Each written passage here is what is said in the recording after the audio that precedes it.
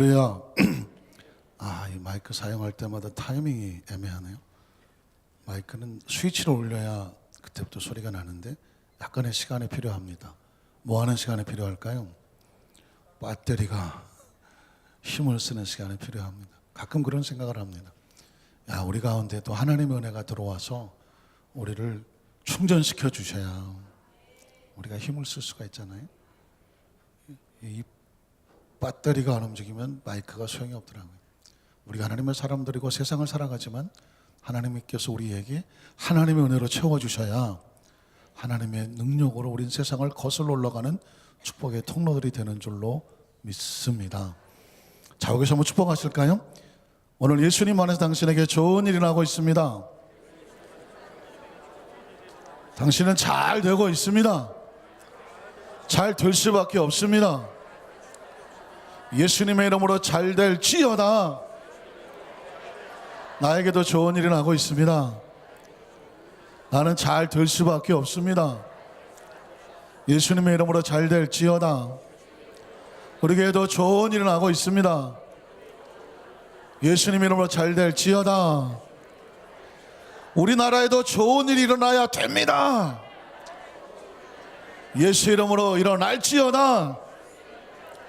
할렐루야. 마리씨가 된다고 말하죠. 성경 속엔 입술의 고백은 창조의 능력이 있다고 말합니다. 일반적으로 말을 풀어놓는다고 말합니다. 놀랍게도 풀어놓은 말은요, 그 말의 역사가 나타납니다.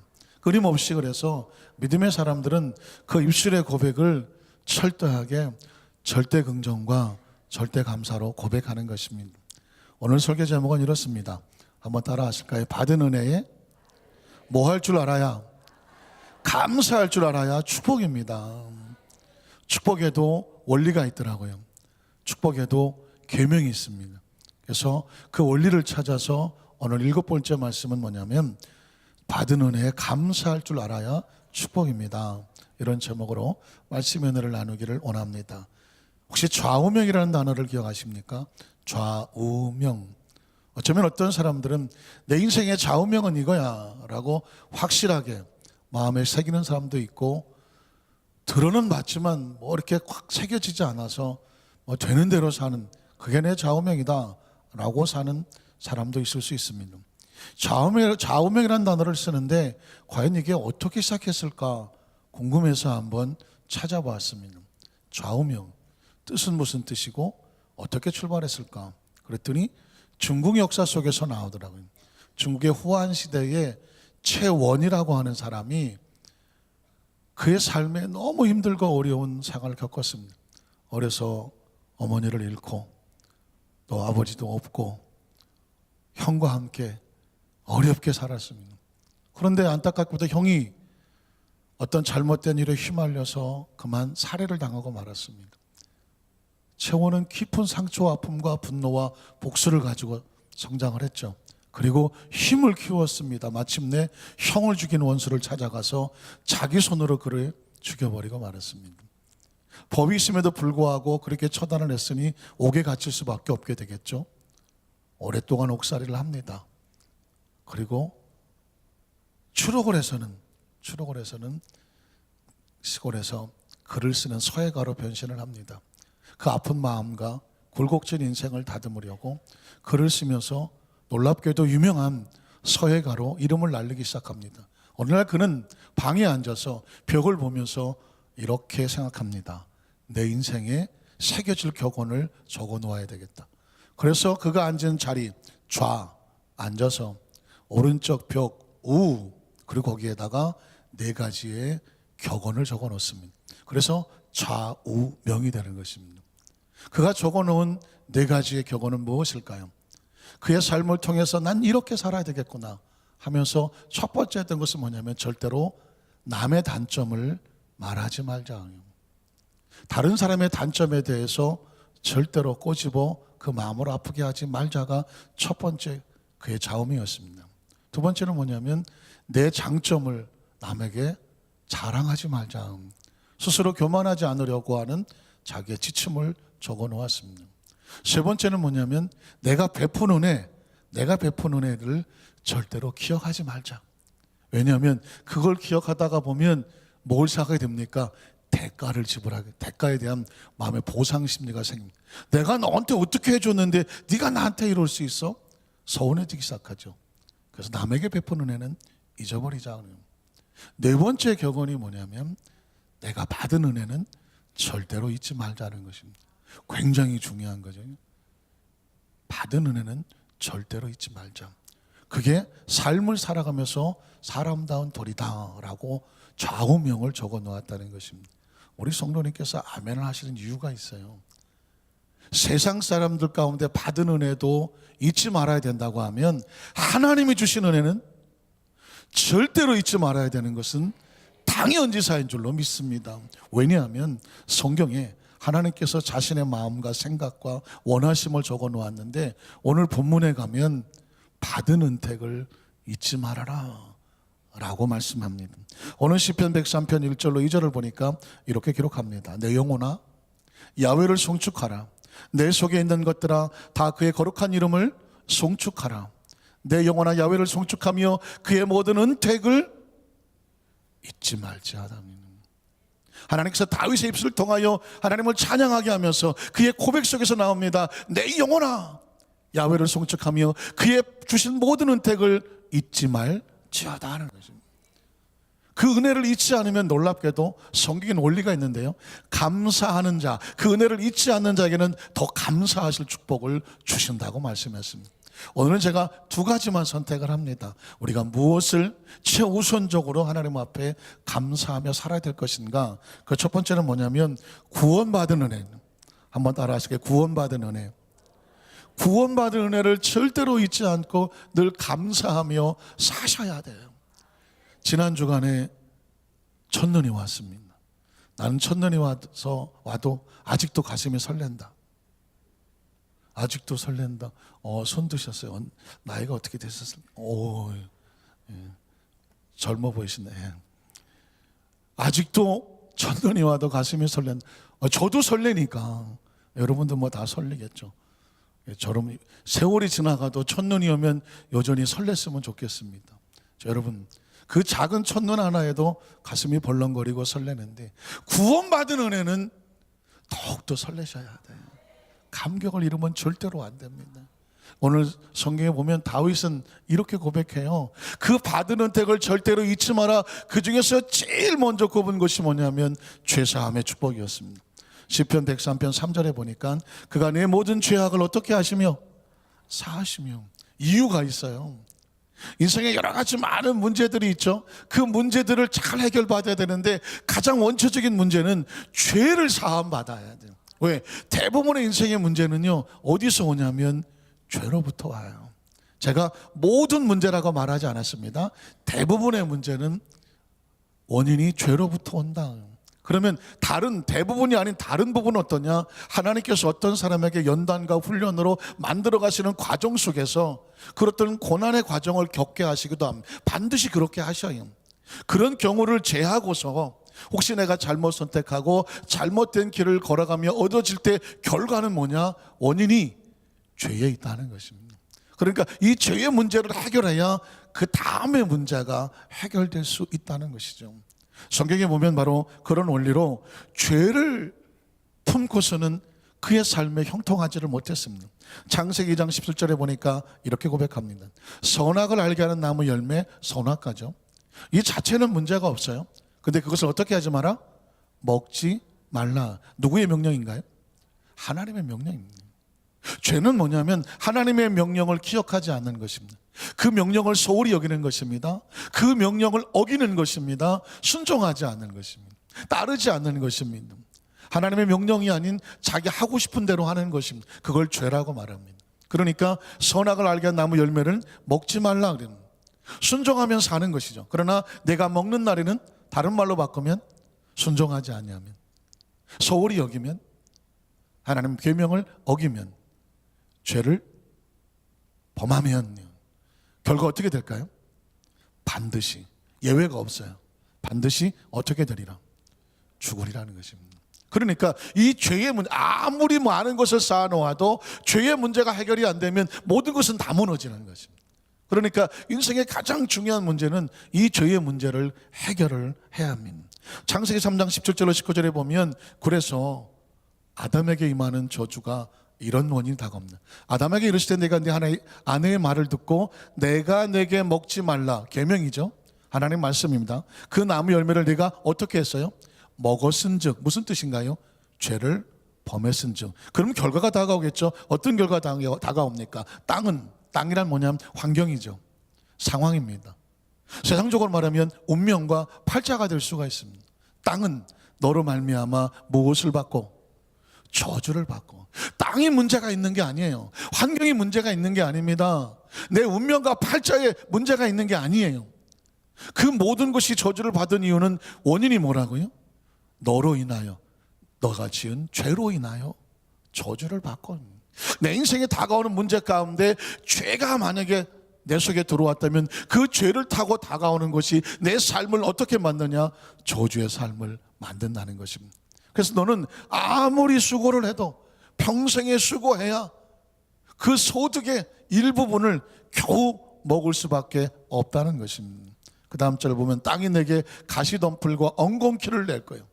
그리고 내가 먹을 것은 밭의 채소인즉 네가 흙으로 돌아갈 때까지 얼굴에 땀을 흘려야 고생과 수고가 떠나지 않는다. 먹을 것을 겨우 먹게 된다. 왜냐하면 내가 그것에서 취함을 입었습니다. 심지어 영원한 생명을 잃어버리고 너는 흙이니 흙으로 돌아갈 것입니다. 죽음의 원인이 뭔지 아십니까? 안타깝게도 죄에 있다는 것입니다. 창세기 6장 5절로 8절에 보면 우리가 아시는 것처럼 노아 시대에 거대한 홍수가 이 땅을 심판하는 그런 역사가 있습니다. 그런데 그 심판의 원인이 뭘까요? 야훼께서 사람의 죄악이었습니다. 성경 속에서 키워드가 뭐냐면 죄는 하나님과 단절되게 만드는 것이니 그 인간의 삶 가운데 그 어떤 것들도 공급을 차단시켜 버린 거예요. 죄악이 세상에 가득함과 그의 마음으로 생각하는 모든 계획이 항상 악해. 죄를 품었으니 그 속에서 나오는 계획이 악할 수밖에 없죠. 그러면 기억하십시오. 하나님의 반응을 보십시오. 내 삶에 죄가 다가오면 하나님은 어떤 반응을 보이실까 궁금하지 않습니까? 내가 죄를 선택하면 하나님은 어떤 반응을 보내실까? 땅 위에 사람 지으셨음을 한탄하선. 내가 죄를 선택하면 하나님은 한탄하시는 거죠. 그리고 내가 죄를 선택하면 하나님의 마음에 근심하시는 거예요. 근심하시고 그 다음 절을 보면 이르시되 내가 창조한 사람을 어떻게 창조했는데 내가 지면에서 쓸어버리되. 이유는 사람이 미워서가 아닙니다. 죄가 오염되는 것을 막기 위해서 가축과 사람으로부터 가축과 끼는 것과 공중의 새까지 그리하니는 내가 그것들을 지었음을 뭐 한다고요? 한탄하는. 죄는요 하나님 우리 사이를 한탄스러운 관계로 만들 수밖에 없습니다. 그래서 8절에 보면 그러나 노아는 하나님께 은혜를 입었습니다. 은혜는 뭐냐? 죄와 분리되어 나오는 것입니다. 민수기 14장 33절로 35절에 보면 죄를 이렇게도 표현합니다. 너희 자녀들은 너희 반역한 죄를 지고 너희 시체가 광야에서 소멸되기까지. 그 부모가 죄를 지어 환경이 잘못되므로 자식들도 고생을 하는 거예요. 너희 시체가 광야에서 죽어지고 40년을 광야에서 방황하는 자가 되리라. 자, 그 다음 절을 보면 너희는 그 땅을 정탐한 날 수인 40일의 하루를 1년을 쳐서 40일을 정탐했는데 하루를 1년으로 쳐서 그 40년간 무엇을 담당합니까? 죄악을 담당합니다. 이스라엘 백성이 광야에서 40년을 방황했다. 이유가 뭘까요? 그들이 하나님 앞에 범죄한 대가를 치르는 것입니다. 죄는 안타깝게도 항상 우리로 대가를 치우라게 합니다. 그래서 예전에 쓰던 말 있잖아. 천벌을 받는다. 네가 그렇게 하면 천벌을 받는다. 왜? 인간은 본능적으로 알아요. 죄는 벌을 가져온다는 걸 알아요. 그러니까 옛날에 하나님을 믿던 안 믿던 그들은 항상 하늘을 두려워했던 이유가 뭔가 아십니까? 죄를 지으면 이거 벌이 다가오는 데를 양심적으로 알기 때문에 그렇죠. 그들이 죄악을 담당했기 때문입니다. 35절에 보면 그래서 너희는 그제서야 내가 싫어하면. 여러분 성경 속에서 가장 무서운 단어 중에 하나가 이런 단어가 아닐까요? 하나님이 나를 싫어하신다. 내가 하나님이 싫어하면 어떻게 되는지를 네가 알아야 된다. 여러분 굉장히 중요한 것입니다. 성경 속에서 우리는 무엇을 발견하냐면 하나님이 기뻐하시면 어떤 열매가 다가오고 하나님께서 우리를 싫어하시면 어떤 결과가 다가온지를 미리 레슨을 받아야 돼. 레슨을 받아야 우리가 선택할 수가 있어요. 난 몰랐어요 하면 안 되잖아요. 이렇게 해도 되는 줄 알았어요. 이건 잘못된 결과를 다가오니 성경을 끊임없이 반복해서 읽고 묵상하며 마음판에 새기고 좌우로 흔들리지 말고 그 가운데 결혼한 지켜 행하라. 그리하면 내 길이 형통하게 된다는 거예요. 내 길이 평탄하게 되리라 그래요. 내가 너와 함께 할 것이 너를 당할 자가 없으리라. 이유가 뭐냐? 말씀 안에 안전하게 가리니까 그게 우리를 지키신다는 것입니다. 그러나 그 길을 벗어나면 하나님이 우리를 싫어하면 어떻게 되는지를 네가 알아야 된다. 35절에 보면 그래서 나 야훼가 말하였거니와 모여서 나를 거역하는 이 악한 회중 반드시 같이 행하겠다라고 말하고 있습니다. 자, 에스겔서 18장 1절로 4절로 보면 아예 죄악의 결론을 이렇게 내리고 있습니다. 또 야훼의 말씀이 내게 임하여 이르시되 너희가 이스라엘 땅에 관한 속담에 이르기를 아버지가 신포도를 먹었으므로 그의 아들이 이가시다 하면 어찌 됨이냐.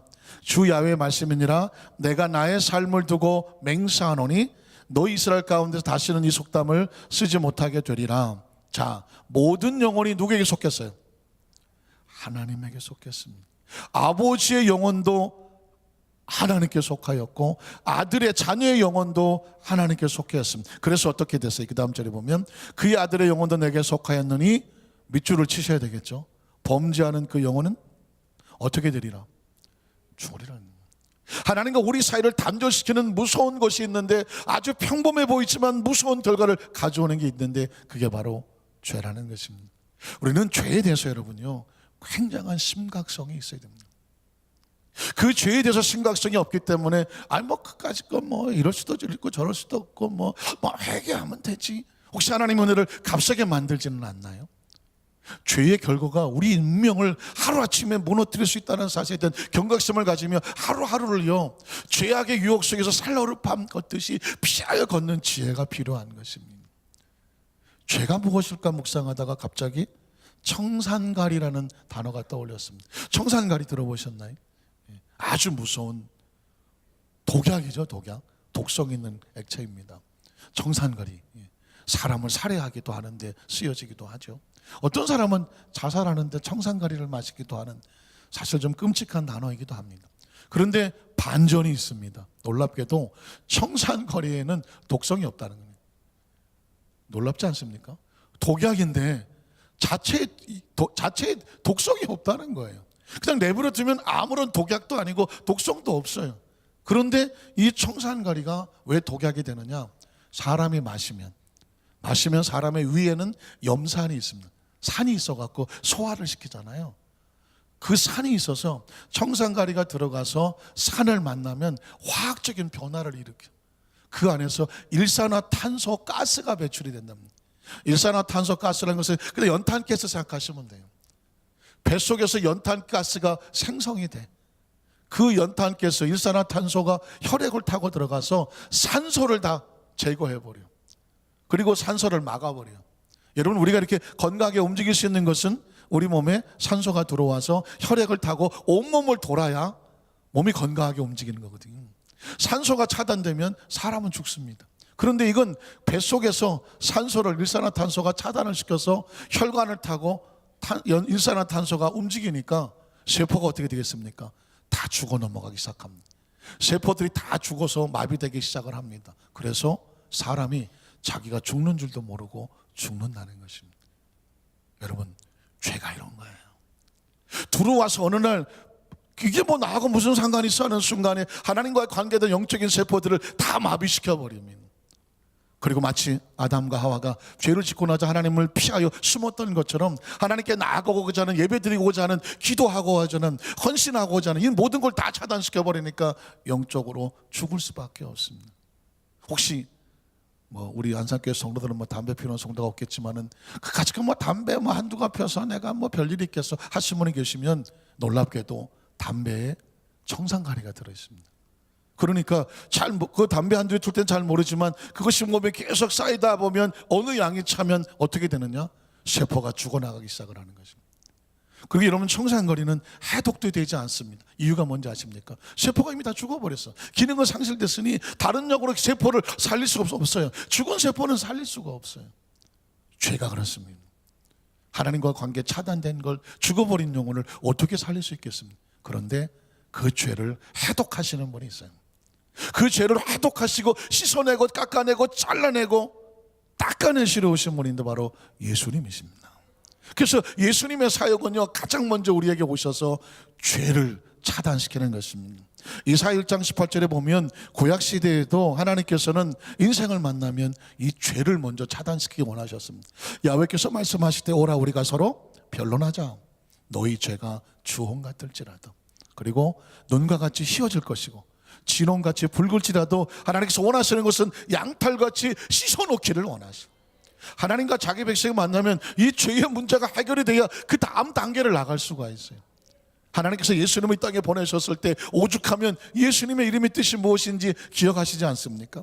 마태복음 1장 20절로 21절에 보니까 이를 생각할 때에 주의 사자가 현명하여 이르되 다윗의 자손 요셉아 내 아내 마리아 데려오기를 무서워하지 말라. 그에게 잉태된 자는 성령으로 된 것이다. 자, 아들을 낳으려니 이름을 예수라고 하라. 기억하십시오. 아들을 낳으려니 이름을 예수라고 하라. 그럼 예수의 이름에게는 무슨 뜻이 있을까요? 이는 그가 자기 백성을 어디에서? 그들의 죄에서 구원할 자라는 것입니다. 예수님을 그주로 믿으시면 아멘 하시길 바랍니다. 그래서 예수 이름이라고 말하는 겁니다. 예수의 이름으로 죄를 사하여 주시고, 예수 이름에는 치료 역사가 나타나고, 예수 이름에는 귀신이 쫓겨져 나가고, 예수 이름이 구원의 역사가 나타나는 거죠. 누구든지 주의 이름을 부르는 자는 구원을 얻으리로다. 왜냐하면 하나님께서 그 아들을 낳으는 이름을 예수라 하라. 그 예수란 이름에는 죄를 사하는 권세를 두셨습니다. 그 이름을 부르는 자는, 그를 구주로 믿는 자에게는 그의 그 죄의 해독을, 그 독을 다 씻겨내고 차단시켜서 다시 하나님의 자녀가 되는 권세를 주시는 줄로 믿습니다. 요한복음 3장 16절로 17절은 그래서 이렇게 말씀하는 겁니다. 하나님이 세상을 사랑하사 독생자를 주셨습니다. 이는 그를 믿는 자마다, 예수를 구주로 믿고 그 이름을 부르는 자마다 멸망하지 않고. 왜? 죄가 차단됐으니까, 죄가 씻겨져 나갔으니까, 죄의 그 죄 독으로부터 해독이 되었으니까 멸망하지 않고 새로운 세포, 새로운 생명을 얻어서 영생을 얻게 하려 하심이라. 하나님이 그 아들을 세상에 보내신 것은 세상을 심판하려 하심이 아니라 그로 말미암아 세상이 무엇을 받아요? 죄로 인해서 독이 들었던 것을 다 해독시켜 버려서 새로운 세포, 새로운 생명으로 구원을 받게 하려 하심인 줄로 믿습니다. 예수님의 사역은 그래서 병을 고칠 때도요, 병이 목적이 아니었습니다. 더 중요한 것은 죄를 사하는 것이었습니다. 마태복음 9장 1절로 2절에 보니까 예수께서 배에 오르사 건너가 본 동네에 이르시니 침상에 누운 병자를 사람들이 데리고 오거늘 예수께서 그들의 믿음을 보시고 중풍병자에 이르시되 중풍병은 떠나갈지어다 그랬나요? 먼저 하신 것은 뭘까요? 작은 자야, 소자야, 안심하라, 뇌 죄사함을 받아내. 제가 아까 말씀드렸죠. 대부분의 모든 문제의 배후에는 죄가 도사리고 있다고 말했습니다. 하나님께서 어떤 연단과 계획과 수고를, 특별한 경우를 제외하고는 혹시 내가 뭔가 잘못된 상황 속에서 다가온 경우는 배후에 죄가 있다는 것입니다. 그 죄를 씻어내야 다음 단계도 해결이 되는 거죠. 중풍병자가 다가왔습니다. 겉으로 볼 때는 마비된 중풍병자입니다. 병을 고쳐주세요 이렇게 말을 하겠죠. 그러나 그 병의 원인이 무엇인지가 예수님은 분석을 합니다. 그리고 이건 죄로 다가온 거다. 죄로 다가온 질병은 뭘로 고쳐야 될까요? 죄를 차단해야 되는 것이죠. 때로 병원에 가서 아무리 고쳐도 해결 방법이 없을 때가 있습니다. 죄로 인한 질병입니다. 때로 귀신이 다가와서 영적인 문제가 다가왔을 때 그것은 약으로 되는 것이 아니죠. 이 사람도 여러 가지 방법을 썼겠지만 전혀 차도가 없죠. 이거는 죄의 문제였습니다. 예수님께서 죄사함을 선포하셨습니다. 그리고 6절로 8절에 보면 이유가 있어요. 그러나 인자가 세상에서 뭐를 사하는 권능이 있을까요? 죄를 사하는 권능이 있는 줄을 너희로 알게 하려 하노라 하시고, 죄의 문제가 해결되니까 중풍병도 떠나간 줄로 믿습니다. 그래서 때로 여러분, 우리가 치료받기 위해서 기도할 때 가장 먼저 회개가 필요한 것입니다. 내가 무슨 죄를 졌다고, 물론 자신의 죄 지은 것이 어떤 것이 없었다라고 한다면 하나님 앞에 감사하며 눈물로 구하면 기도하면 됩니다. 그러나 아직도 하나님 앞에서 내가 해결되지 못한 어떤 숨겨져 있는 자신만이 아는 양심의 아픔과 상처가 되는 늘 꺼림칙한 죄의 문제가 있다고 하면 기억하십시오. 오늘 그 부분이 해결돼야 됩니다. 그런데 그것은 내 힘으로 되는 것이 아니라 예수님의 이름이면 됩니다.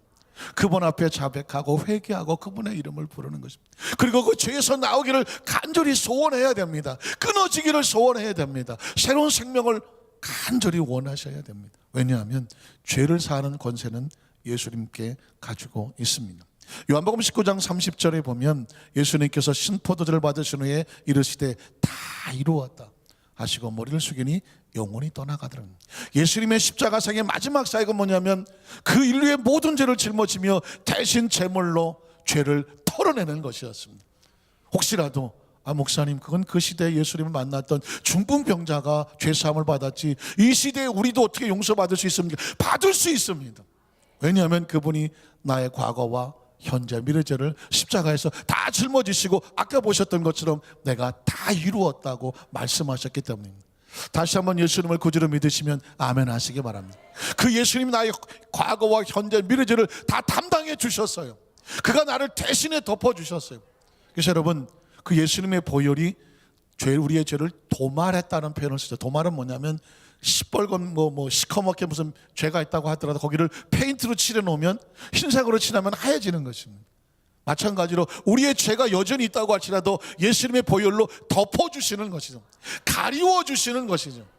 죄를 짓지 않은 모습으로 이 땅에 태어나서 한 번도 죄를 짓지 않은 모습으로 그리고 마귀의 정죄와 참소를 받지 않는 상태로 하나님의 보좌 앞에 이처럼 당당하게 나와서 하나님 찬양하며 예배하시는 하나님의 자녀의 권세를 회복시켜 주신 줄로 믿습니다.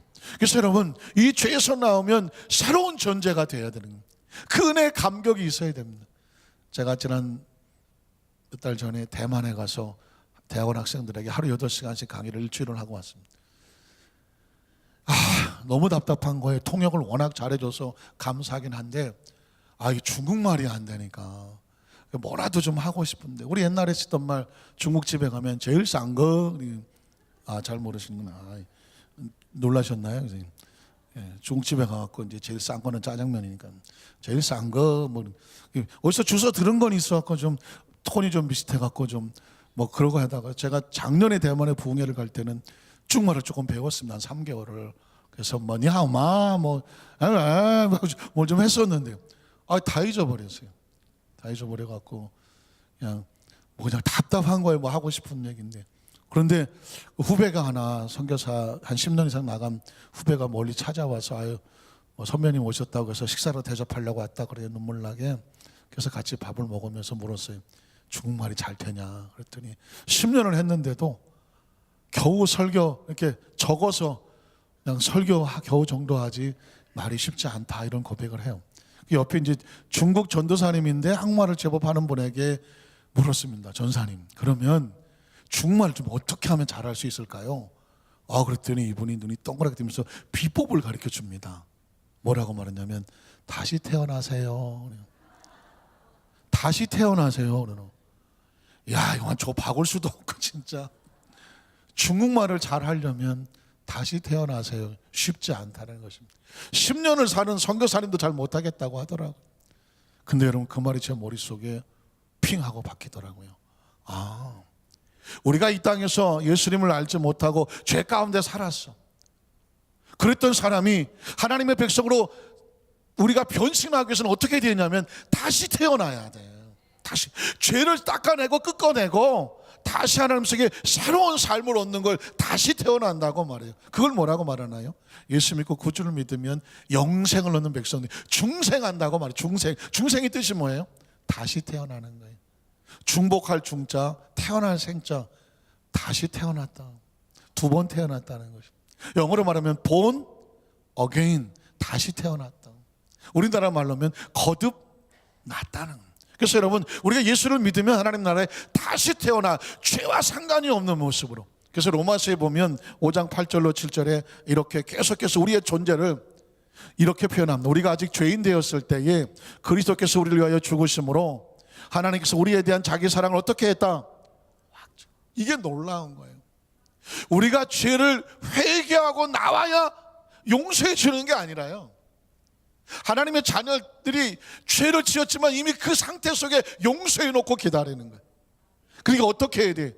믿고 나오면 돼. 아들이 탕자가 돼서 나갔어. 아버지가 돌아오니까 용서한 게 아니에요. 용서해 놓고 밤마다 기다리는. 혹시 뭐 여러분 이 가운데에 만에 하나라도 나 같은 사람도 용서받을 수 있을까? 아니야. 내가 지은 죄를 내가 아는데 나 같은 사람 용서 안 될 거야. 혹시 그런 마음의 안타까움으로 하나님께 나아가는 것에 주저하고 계십니까? 조금 더 용서하죠. 걱정하지 마셔야 돼요. 왜냐하면 하나님은 용서해 놓고 기다리세요. 한번 따라 하실까요? 하나님께서는 이미 용서해 놓고 기다리고 계신다. 그게 하나님의 사랑이라는 것입니다. 그 다음 절 보면 그러면 이제 우리가 그의 피로 말미암아 의롭다 하심을 받았으니 더욱 그로 말미암아 진노하시면서 구원. 이제 더 이상 하나님의 진노가 없어요. 구원을 받을 것이니 곧 우리가 원수 되었을 때, 아까 그랬죠, 죄는 하나님과 우리 사이를 원수로 만들어요. 그리고 그의 아들의 죽으심으로 말미암아 이제는 하나님과 화목하게 되었어요. 예수님 안에서 우리 화목되었네 찬양하는 근거가 어디서 나오냐면 그의 피로 말미암아 그 아들의 죽으심으로 말미암아 우리 하나님과 화목한 존재가 되었습니다. 그 다음 절 보면 화목하게 된 자로서 더욱더 그의 살아나심으로 말미암아 구원을 받을 것이니라. 그뿐 아니라 이제 우리로 화목하게 하신 우리 주 예수 그리스도로 말미암아 하나님 안에서 또한 우리가 이제는 즐거워하나니. 이제 여러분 예수 믿은 성도들은요 구원의 기쁨의 감격으로 즐거워하셔야 돼. 감사하셔야 돼. 얼굴이 좀 따뜻하고 부드럽고 친절하고, 제발 인상 쓰지 말아야 돼. 혹시 깜짝 인상을 썼더라도 바로 푸셔야 돼요. 왜냐하면 구원의 즐거움을 우리는 놓치지 말아야 되기 때문에 그렇죠. 여러분 로마서 6장 4절 5절은 이렇게 말합니다. 그러므로 우리가 그의 죽으심과 합하여 침례를 받음으로 그와 함께 장사되었으니 이런 아버지의 영광으로 말미암아 그리스도를 죽은 자 가운데서 살리심과 같이, 눈치채셨나요? 그리스도를 죽으심 가운데 살리서 부활하신 것처럼 우리로 죄에 대해서 죽은 자였지만 새로운 생명 가운데서 다시 살리셔서 행하게 하려 하십니다.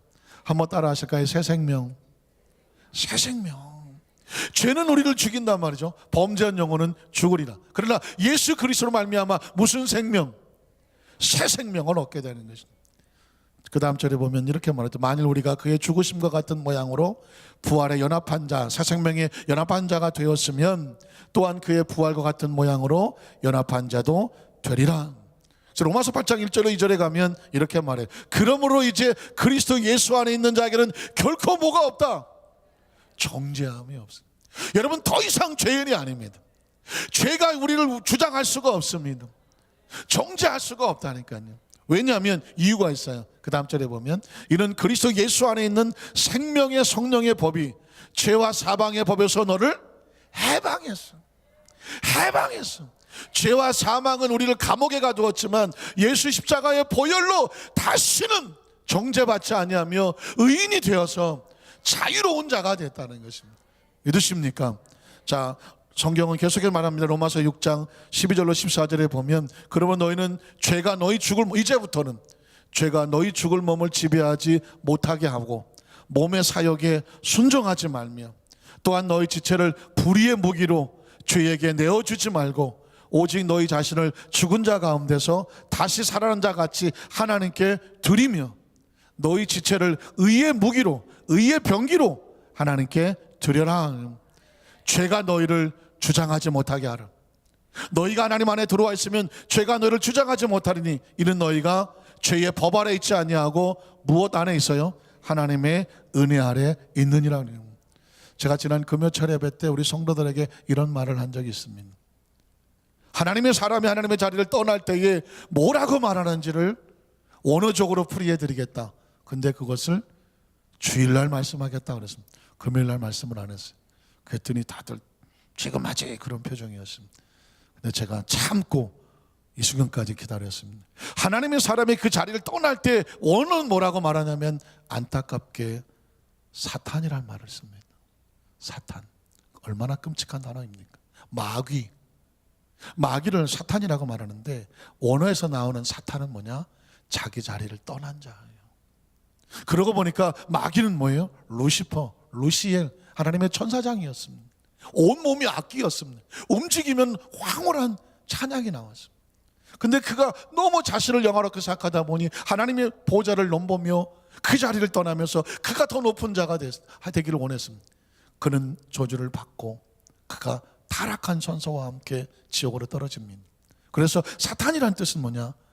자기 자리에 감사하지 못하고 그 자리를 떠난 자를 사탄이라고 말합니다. 그러니까 그것만, 그 존재만 사탄이 아니라 하나님의 사람이 그 자리를 떠나면 그 의미를 뭐라고 말하느냐? 사탄이라고 말합니다. 그와 함께한 자가 되어버립니다. 당자가 아버지 집을 떠날 때 그는 더 이상 아버지의 권한 속에 있지 않습니다. 죄악의 권한 속에 있습니다. 죄의 배후에는 누가 있나요? 사탄이 있잖아요. 그러니까 사탄의 영향 속에 있는 그 영향을 받는 자가 되는 것입니다. 어떤 사람이 공산당이 됐어요? 공산당원이 됐어요? 우리가 너 공산당원이지 그렇게 말하나요? 너 공산당이지, 너 빨갱이지 이렇게 말하잖아요. 너 사탄에 속해 있는 죄인이지 이게 아니라 너 사탄이지 이렇게 돼버리는 거와 마찬가지예요. 그러니까 하나님의 사람들이 그 자리를 지키며 그것에 받은 은혜에 감사하며 사명과 직분과 그 구원의 은총을 지키는 것이, 감사하는 것이 얼마나 중요한지. 그 은혜를 잃어버리는 순간 안타깝게도 원어적인 의미에서는 사탄이라는 단어가 달려들어옵니다. 우리에게 그런 단어가 돌아와서는 절대 안 되지 않겠습니까? 그래서 받은 구원의 은혜에 감사하는 자가 하나님의 축복의 통로가 되는 것입니다. 한 가지 먼저 시작하면 우리를 치료하시고 새롭게 하시는 은혜에 감사해야 됩니다. 한번 따라 하실까요? 우리를 치료하시고 새롭게 하시는 은혜에 감사할 수 있어야 된다. 자, 시편 103편 3절 5절에 보면 우리가 받은 은혜가 나옵니다. 그가 내 모든 죄악을 사하시며 내 모든 병을 고치시며. 이미 고쳤습니다. 이미 고쳤습니다. 내 모든 병을 고치시며, 그리고 내 생명을 파멸해서 속량하셨고 인자와 긍휼로 관을 씌워 주셨으며 좋은 곳으로 내 소원을 만족하게 하사 내 청춘을 독수리같이 새롭게 하십니다. 저와 여러분 이미 하나님 안에서 새롭게 된 존재예요. 하나님의 자녀된 존재예요. 의식과 사고 기억하십니까? 지난 제가 설교할 때 하나님의 자녀들은 정체성이 새로워져야 된다. 우리는 세상에서 미꾸라지나 잡아먹고 시궁창을 하면은 오리 정도가 아니다. 두 날개를 펴고 천공을 튀어서 올라가는 차원이 다른 하나님의 자녀다. 믿으십니까? 우리는 하늘을 꿈꾼다.